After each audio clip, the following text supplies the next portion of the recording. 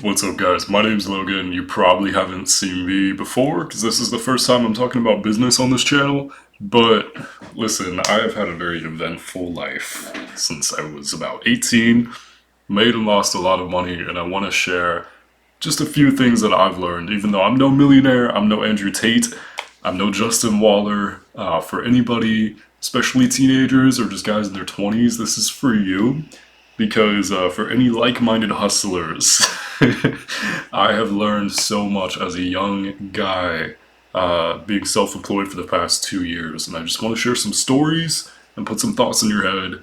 No matter if you're older than me or younger than me, I'm trying to share some of the experience that I've gained because I may not be a millionaire yet, but I've sure got a lot of experience. So let's go. So I've got my little list here of business mistakes that I made as a teen. I'll give you a quick background.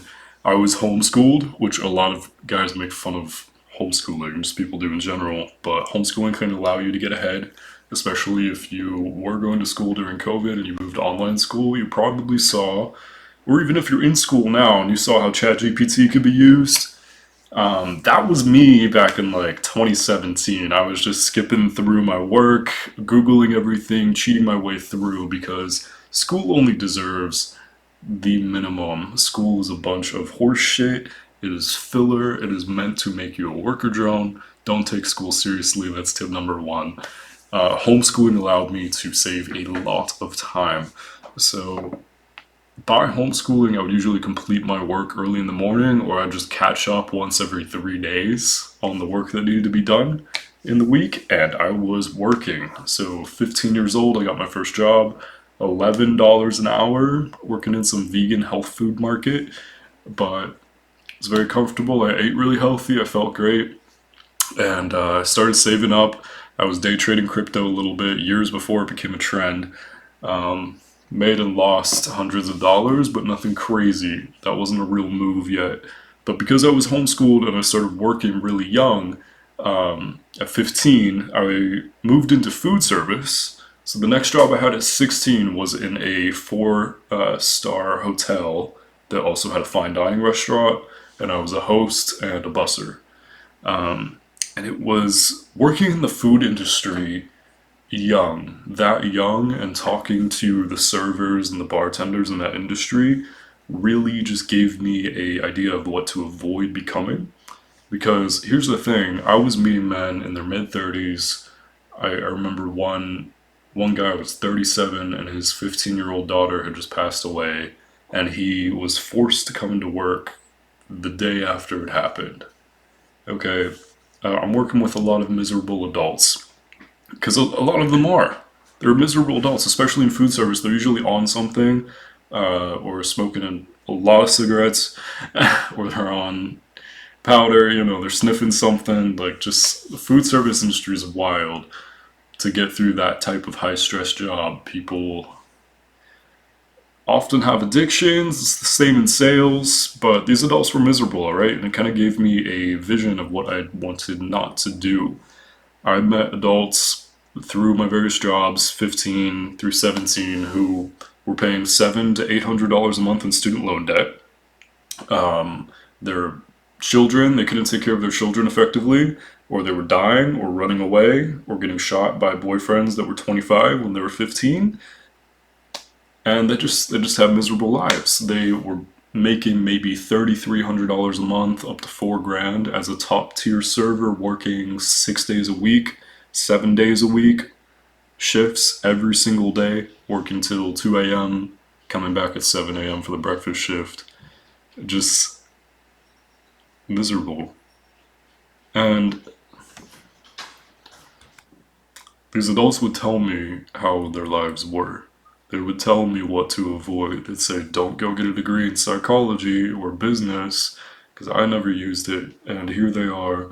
They've got a family of 4 kids, or even no kids. They have this huge student loan debt. They financed a car. They're barely affording rent. And they're like 33, 35, 37. My own parents ran businesses and they wanted to simplify their lives, so they just have more free time, and they ended up doing the same thing, going back into food service. And, they ended up all right because they invested in a house with Airbnb units built in. So they were smart about that, but you just got to be so careful. So early on, I knew I wanted to avoid that trap of being stuck in a job that I hated, right? None of us want that anymore. People are waking up. They don't want to just be workers. There's a huge hustler movement going on right now, you could say. But a lot of people are just mentally masturbating and they don't know the action to take. So I'll share more of my own story. I had a rough time with my own parents, eventually left home at 18, about the day that I turned 18. So I basically grew up very religious, got kicked out of my home, kicked out of my religion, lost my family, lost every single person that I knew. And that is a whole story in itself that took a lot of time to recover from. And the pain from that is part of why I made some of the mistakes that I did following up, usually chasing women. But, I've learned some wise sayings, you could say. A couple phrases I'll throw at you that I try to live by. You can try to remember these. Is life is not about what happens to you. Life is about how you react to what happens to you. And I think the biggest motivator and one of the most important skills any man should learn is first emotional control, and second, well, there's so many. There's discipline, there's just integrity, humility, gratitude, like righteous things. These are important. But for me, what really saved me after losing so much is or was the ability to turn pain into motivation. Now we're all talking about this like, okay, she broke up with you, time to go harder in the gym, right? Just turn that pain into motivation. Let it fuel you. And that saved me because I had an intolerable amount of pain that nearly ended me. It was nearly the end of me. But I was able to use that as fuel to push me forward and achieve things anyway. So, one big mistake, don't chase women. Women are amazing if you find the right one. But especially in the United States, culture and society are so fucked right now that good luck, man. It is so difficult. And especially if you're not handed money, your parents didn't get you a nice car, you're not living with your family, and you are completely making it on your own, even if you're doing well for your age and you're starting out well, like I was, it's dangerous, man. It is dangerous. You can lose a lot of money taking care of women and courting women and spoiling them because, trust me, when you're doing well, you're gonna want to spoil your girlfriend or your wife or whoever partner you end up with in general, whoever's watching this. But in my own case, I actually eloped a girl a few months after leaving home, let's say 5 or 6 months after leaving. We got together right after, and it ended up that she was also kicked out by her dad. So we were basically homeless together, renting rooms, Airbnbs, just making it through together.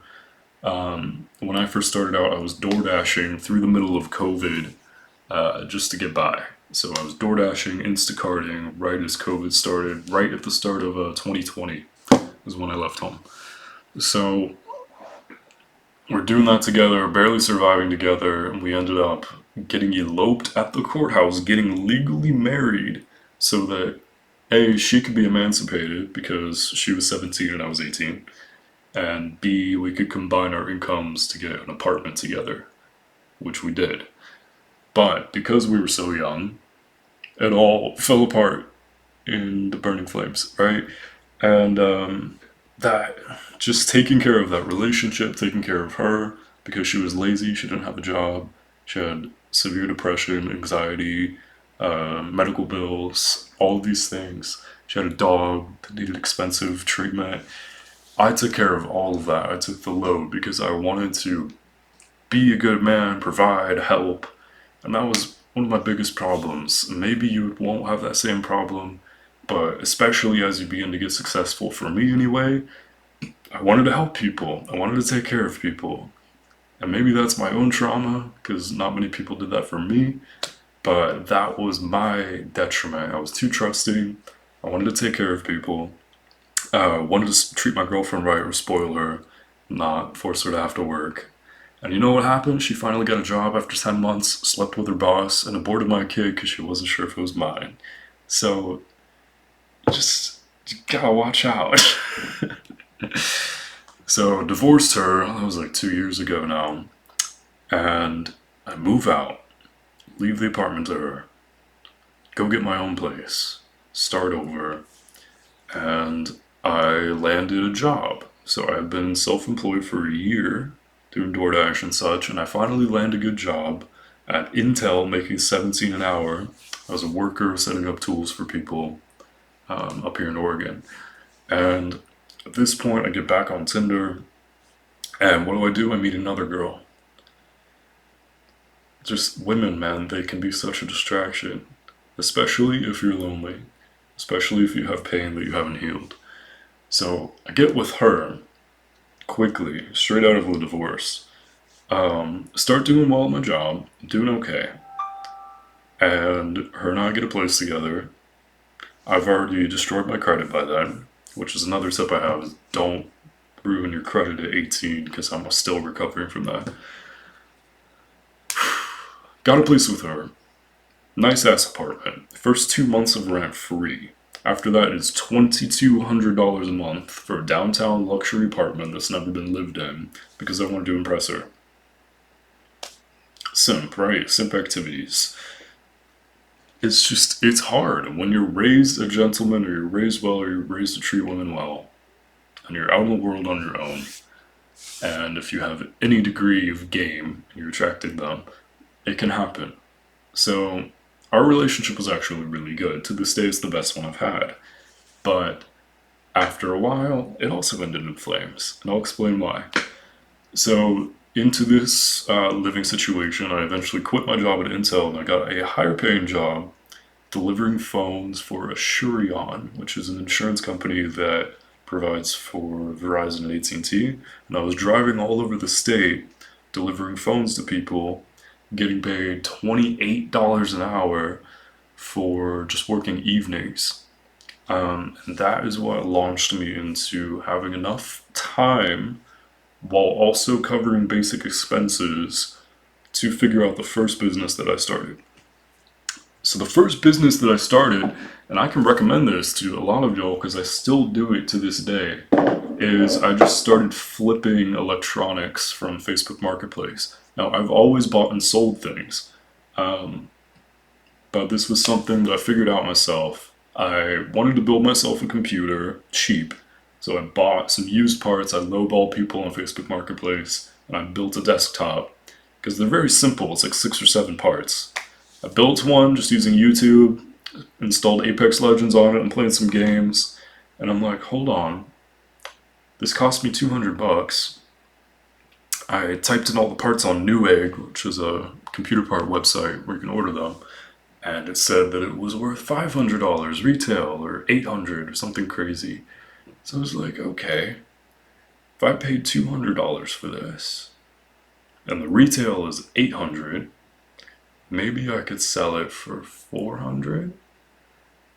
So I get my phone and I'm taking pictures, and I get some good pictures, and I sold it for like $350 2 days after I posted it. So thus began the busiest time period I've had in my life to this day. I built so many computers out of that little apartment that I filled our entire second bedroom like 4 feet high with towers, parts. I was just building them constantly. I was having people coming in and out of my apartment, buying them, testing them. I was selling so many. I was nearly doubling my money with every single one. My income went from $3 grand a month to between 7 and 8 grand a month, like that.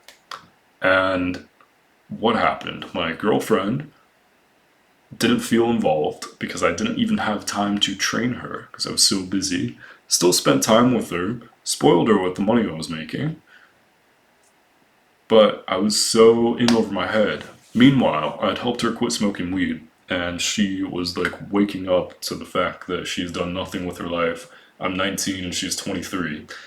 And she's trying to get a job, she's trying to get involved in my business because she is so insecure and she feels useless. And as much as I lovingly supported her, tried to help her see that she was doing great already, and tried to help her feel involved and motivated, she eventually revealed that she had lost feelings for me for a few months, but she was faking it because we had this place together and we had two cats, and it was so comfortable and she didn't want to go back to her parents' place. But she had lost feelings for 2 or 3 months, was still super sexually active, was still doing all these things, still trying to win my favor, but literally lost feelings for all that time. Super fake. And that broke my heart, and I couldn't have her around. And that ended the business, ended all of the good things I had going on, because what happened after that, alright? That was the healthiest relationship I had had. I really loved that girl. And then, what do I do? Okay, now I have a $2,000 apartment and I'm by myself. Even though I'm making good money, this feels kind of dumb to be paying this much because I'm living by myself. Let me move in a roommate. Roommates are dangerous, my friend. Roommates are very dangerous. If you have the wrong roommate, they will fuck your entire life up. Or girlfriend, or partner, or friend. Just people. People are trash. People are so untrustworthy. People are envious. They're jealous the second you start to do well. There was a analogy or an actual example. Maybe you've heard of this, maybe you haven't, but it was called the monkey experiment. And just skip like a couple minutes ahead if you haven't heard this one.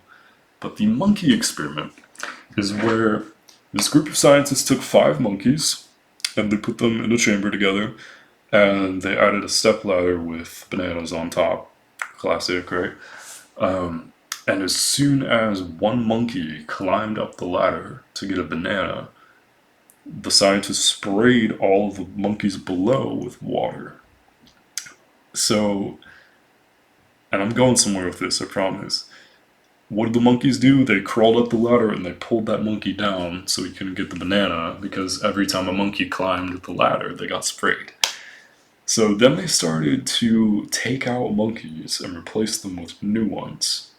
And then the new one would try to climb up that ladder to get a banana, and everybody would drag him down. And they continued replacing all of the monkeys until none of the monkeys in that chamber had ever been sprayed with water, but they still dragged the person off the ladder. And that's how people are with accomplishments in life.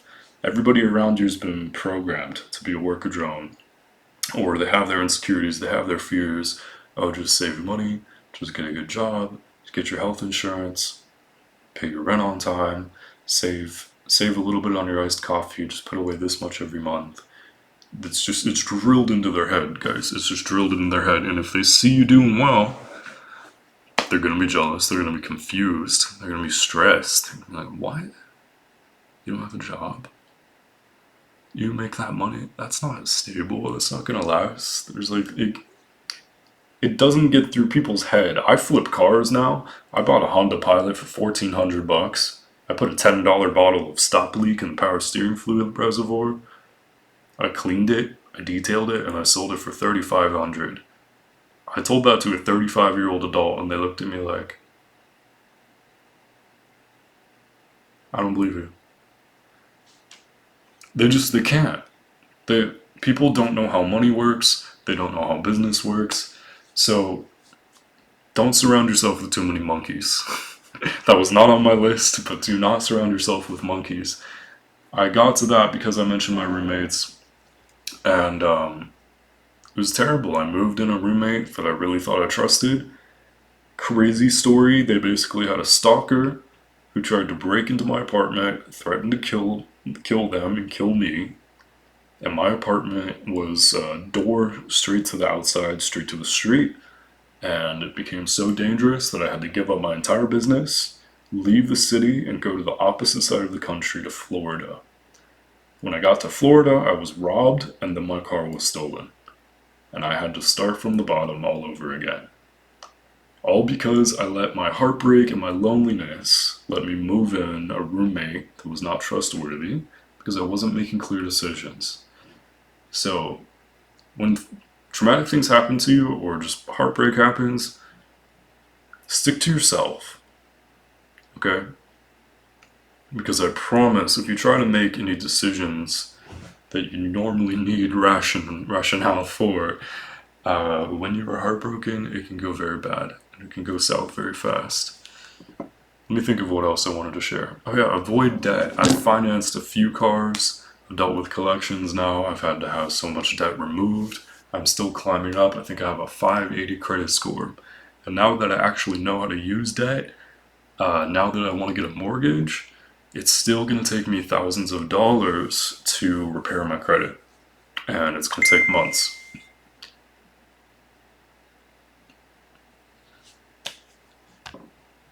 And it started off easy, right? I had a teen checking account when I was working. Wells Fargo immediately gave me a $2,000 credit card as soon as I turned 18 because I had been with them for a while and it was linked to my parents' history and they saw blah, blah, blah, blah. I was an authorized user with my parents. I had a 750 credit score. As soon as I was 18, I get a $2,000 credit card, I get kicked out, and I get heartbroken. Guess what happens? I spent half of that credit card just trying to win that girl back because I was stupid. And then I spent the rest of it when I was completely broke and starving. And this continued to happen. I started using that credit score to get as many credit cards as I could, Apple Card, Capital One, and I maxed them out because I was desperate, I was broke, I did not have enough money to get by. But I also spent some on unnecessary shit. Credit cards are really dangerous when you're not thinking straight. Don't mess up your credit.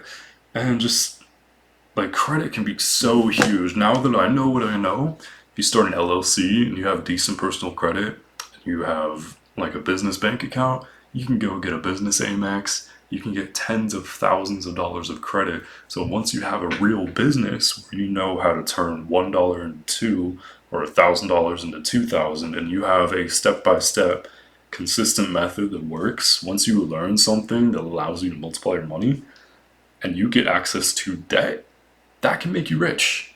Because debt is amazing if you know how to use it right. It is so great. It is so, so great. As long as you have a guaranteed way to turn 10,000 into 20, it makes total sense to go get an Amex, use that money, or get a loan, a business loan, and do that. Or get into real estate and have good enough credit for a good mortgage and then be able to refinance your homes. So it's so valuable. Get one credit card, don't fucking use it. Or get one of those hybrid, like Fizz or extra debit credit cards. They give you just enough history and accounts to have a solid credit. That's it. I promise. And don't get the nice car. Don't get the nice car yet. Just buy cars with cash, buy things with cash. I promise, until you've got a big business. Because the biggest flex is having a business. Alright? Once you have a business that's generating cash flow, it's making you this much money every month, you can go out and do whatever you want. But until you have a business that's basically running itself or takes very little effort to keep running, it's just not smart to finance a bunch of stuff, man. It's dangerous because it's addictive. It's really addictive. So another thing was stick to what works. So along with my story, I was building computers, right? To this day, I still do that because it is so consistent and I got good at it. As soon as you get good at one thing, whether it's day trading or flipping things or fixing and selling cars like I do, buying fake AirPods and flipping them, I don't care. There's so many hustles. Find your hustle. Find what you're good at. Maybe you're flipping things on Facebook Marketplace. I don't know. Maybe you're drop shipping. Maybe you're selling something online. Maybe you're starting to make money on TikTok or YouTube and just keep growing it. Just keep growing it. Having an audience is so important. That's why I'm trying to put myself out there again now.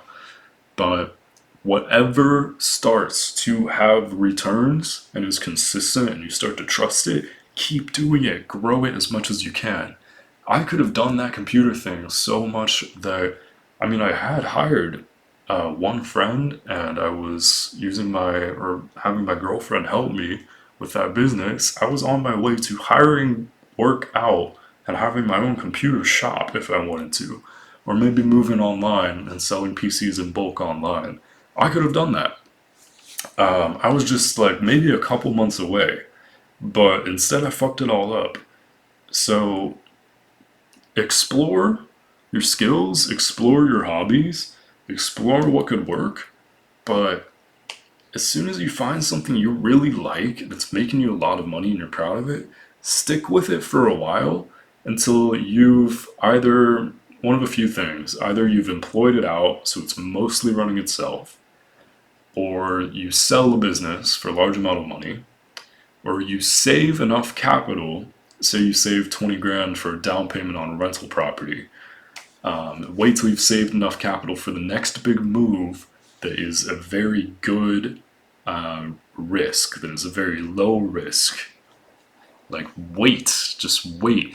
Every time that I would get, let's say, 6 to 10 grand of cash in my hands, I'd go out and blow it because I got cocky, alright? Every time I made all this money, I'm like, okay, it's never gonna stop. I'm so good at this. Like, I make money. There were times where I got so broke I had $50 or $100 left, and I flipped my way all the way up to a BMW, and then blew up the BMW or crashed it. That was a terrible, terrible, sad day. Same thing happened with Infiniti G35 that I financed. I would save up all the money, feel so cocky, throw it into financing a nice car, or throw it into this, and then some accident would happen, and I'd be out of all of it. And this happened to be again. And I'm just reminded, two different friends saw me doing well in the past few months, and one was a friend for a year and a half, and had already made hundreds of thousands of dollars. He was a year older than me, much richer than me, doing really well, and he scammed me out of 3 grand. Because something you do also have to understand is some people, even if they have a lot of money and you want to see them as a mentor or someone you can trust, who knows how they really got that much money? Who knows how they got there? Who knows how they're maintaining their lifestyle? The one millionaire I met told me it's not hard to be a millionaire. It's about how many times over can you do it. And even if somebody has done well, even if someone's trustworthy, seems trustworthy, or they seem well off and like they'd have no reason to ever scam you, trust me, they will. Because your 3 grand to them is just a drop in the bucket. So, I still have to remember to this day not to be too trusting of people. The next guy was a friend for 4 years. I've lived with him for months. He's called me his brother. We've Ubered each other around. He's loaned me money at my lowest. He got me out of a toxic relationship. I was close friends with him for 4 years. Scammed me out of $2,500 so he could buy a gaming PC and dip off the face of the earth because he was a lowlife. So you know how many friends I have now? 1.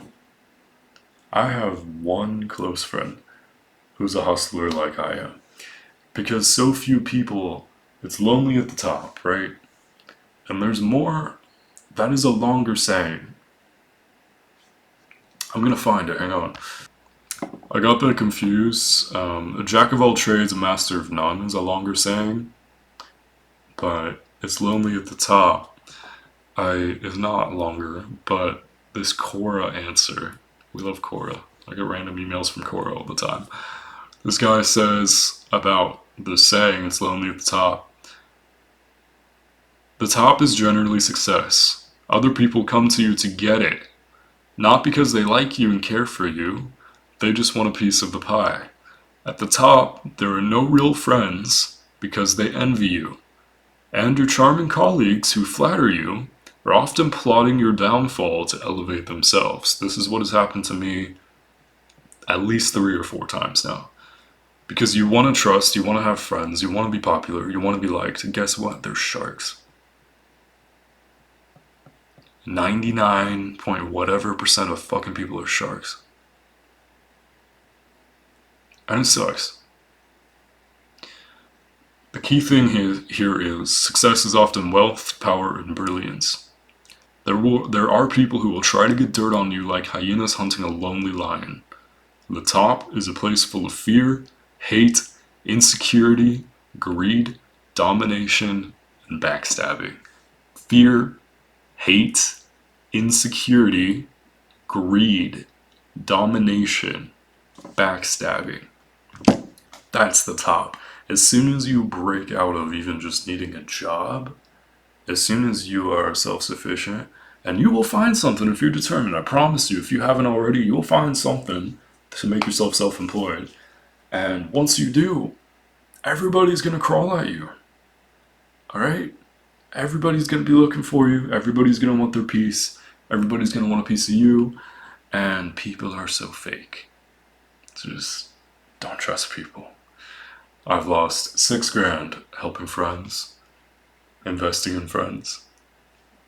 I drove 3/4 of the way across the country to pick up my cut from the second friend of 4 years. He had an idea for an AI day trading software, and it actually worked. It made a lot of money.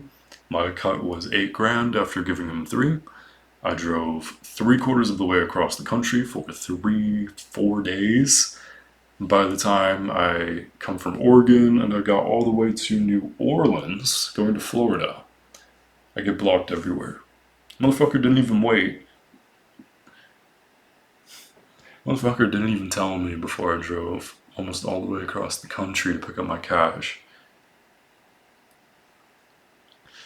So, people are sharks. No matter how long you've known them, your own family can even be sharks, but it's better to work with family because they're less likely to screw you over, but they still can. So, it sucks because as you get more popular, as you feel good about yourself, as you feel more confident, you want to believe that people see you for you and that they're going to be your genuine friends. And maybe you just had to get this successful to finally find people who are at your level. Once you really get successful, man, if you have the right work ethic, there are very few other people like you. So, set boundaries. You don't have to cut everybody off, but set very good boundaries. Don't loan people money. Don't give people handouts. Maybe on occasion if they truly beg, but be very wise, be very discerning, because it is a crawl to the top and everybody will try to crawl at you as you're climbing. They will try to keep you from reaching that banana so they don't get hit with the phantom spray gun, and just gotta watch out. So now I have one friend. I am sticking to what I know. I'm doing the one thing that I'm best at. Well, 2, building computers and flipping cars. And I'm going to stack as much money as I can to fix my credit and buy real estate. That is my next journey. Go buy a house, rent it out, buy land, build Airbnbs. Real estate's great right now. Content creation's great too. There's so many things. So that's my rant. Let's see, we're at about 34 minutes. Not sure if you watched this whole thing or skipped through it, but that's just my advice. I'm only 21. You're gonna see me be a millionaire someday, and I'm on my way there. If I don't die first or anything crazy happens. But that's what I'm sharing. I hope I helped any guys or women around my age. Just keep chasing truth, keep working hard, stay disciplined, stay focused, stay motivated, turn pain into fuel, and take care of yourself.